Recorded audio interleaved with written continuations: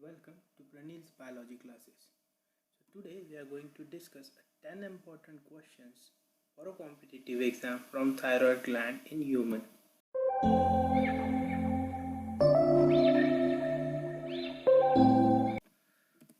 So our first question, which of the following statement about the thyroid gland is true?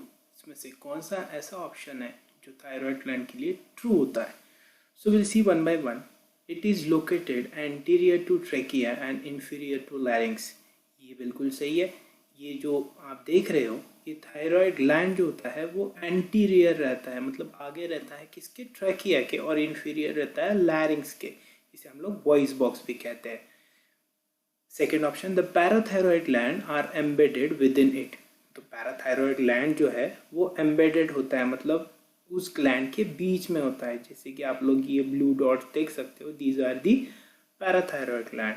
It manufactures 3 hormone. ये जो thyroid gland है ये 3 hormone manufacture करता है, जिसे कि हम लोग T3, T4 और कैल्सिटोनिन कहते हैं. So according to this statement हमारे सारे के सारे स्टेटमेंट इस क्वेश्चन के लिए ट्रू है. So our next question, the hormone is secreted by thyroid gland. So the options are T4, T3, TSH and both A and B. So first of all we'll see T4, that is thyroxine. So thyroxine is the amino acid derived hormone that is more abundant but less potent than T3. It often convert to T3 by target cells. ये जो T4 होता है वो less effective होता है as compared to T3, that is triiodothyronine. So target cells जो होती है वो T4 को T3 में कन्वर्ट कर देती है, correct. So second option T3, that is triiodothyronine. It is also a amino acid derived thyroid hormone that is less abundant but more potent than T4. And the third hormone which is released by the thyroid gland is calcitonin. Calcitonin is the peptide hormone produced and secreted by the parafollicular cells, or you can say C cells of the thyroid gland, that functions to decrease the blood calcium level. जो आपके blood calcium level जो होता है उसको decrease करता है, that is calcitonin. So according to our question, हमारा जो T3 and T4 ये दो हार्मोन है ये थायराइड ग्लैंड रिलीज करता है, और TSH होता है जो कि थायराइड स्टिमुलेटिंग हार्मोन, ये पिट्यूटरी रिलीज करता है. So the correct answer will be both A and B. Next question, the secretion of thyroid gland hormone is controlled by TSH from hypothalamus, TSH from anterior pituitary, thyroxine from anterior pituitary, or thyroglobin from thyroid's parafollicular cells. So इसके लिए हम लोग देखेंगे mechanism of hormonal action. ये जो hormone है T3 और T4 ये कैसे काम करते हैं. So first of all will see the metabolic rate और T3 और T4 कॉन्सेंट्रेशन इन ब्लड. अगर ये लो होता है तो क्या सिचुएशन होती है, और अगर ये हाई हो जाए तो क्या सिचुएशन होती है. अगर T3 और T4 ये अगर कम हो जाए आपके ब्लड स्ट्रीम में, so your hypothalamus release TRH, that is thyroid stimulating releasing hormone. ठीक है, ये रिलीजिंग हार्मोन है which triggers TSH release by pituitary. तो ये ट्रिगर करता है एंटीरियर पिट्यूटरी को, जिससे कि आपका TSH, that is thyroid stimulating hormone, release हो जाए. तो ये थायराइड स्टिमुलेटिंग हार्मोन जाके पैराफोलिकुलर और फॉलिकल सेल्स को ट्रिगर करता है टू रिलीज और to make the T3 and T4 hormone, correct. तो जैसे ही आपकी बॉडी में T3 और T4 बन जाएगा, it increase the basal metabolic rate of body cells और राइजेस द टेम्परेचर, जिसको हम लोग कैलोरोजेनिक इफेक्ट भी कहते हैं. It gives negative feedback. It means आपकी बॉडी में T3 और T4 का वैल्यू और यू कैन से अमाउंट अगर ज़्यादा रहता है तो इट गिव्स इनिबिशन इफेक्ट और inhibit the TRH and TSH to release from the hypothalamus and from the anterior pituitary.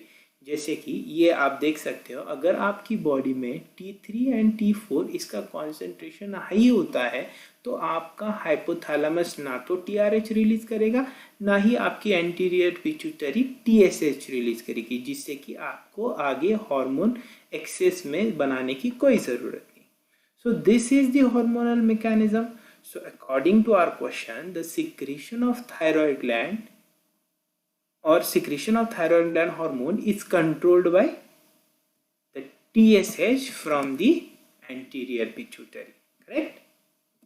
So next question, iron cross from the bloodstream into a follicle cells using simple diffusion, facilitate diffusion, active transport or osmosis. So हमें पता है osmosis is the movement of solvent to the semi-permeable membrane from lower concentration towards higher concentration. So यहाँ पे maximum time water की movement होती है. हमारा question जो पूछ रहा है वो पूछ रहा है आयोडीन आयन की क्रॉसिंग ओवर कैसे होती है, तो इसका मतलब डी ऑप्शन तो इसका आंसर नहीं है.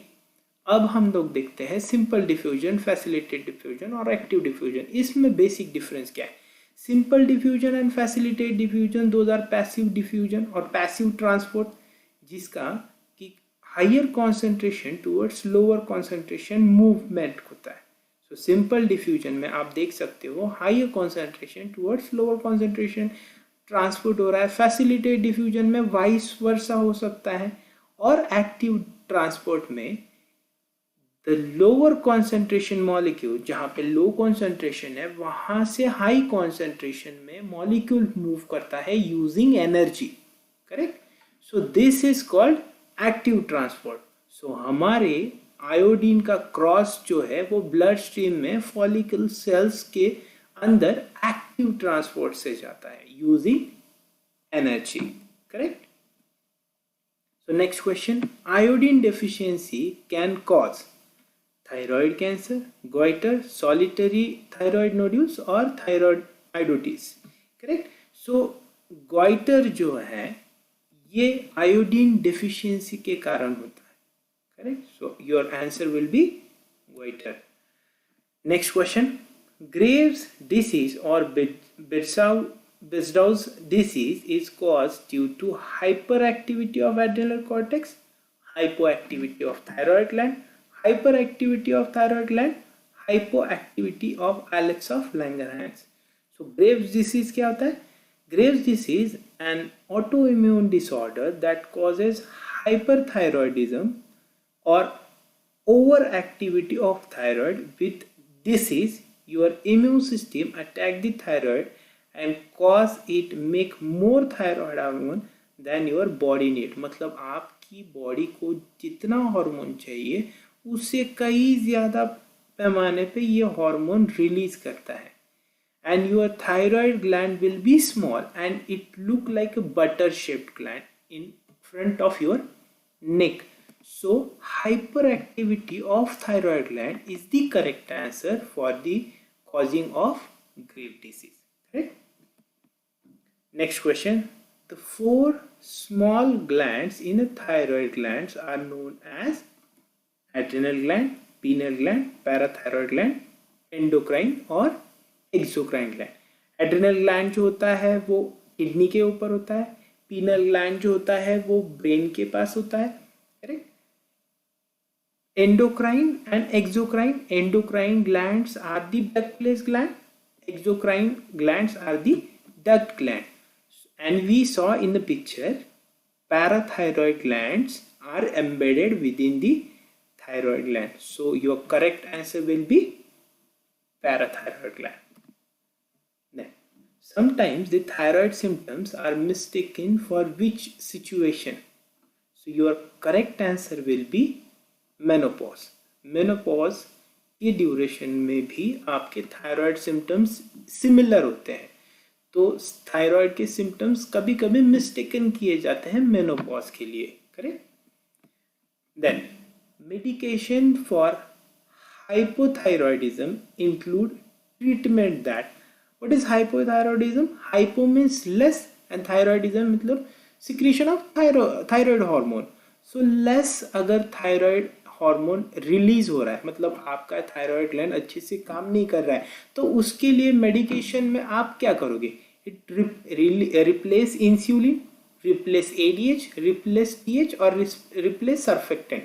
So we replace TH, that is thyroid hormone. हम लोग मेडिकेशन में जहाँ पे थायराइडिज्म, हाइपोथायराइडिज्म की वजह से कम अमाउंट में थायराइड हार्मोन रिलीज हो रहा है, उसको हम लोग रिप्लेस करते हैं थायराइड हार्मोन की ट्रीटमेंट देके.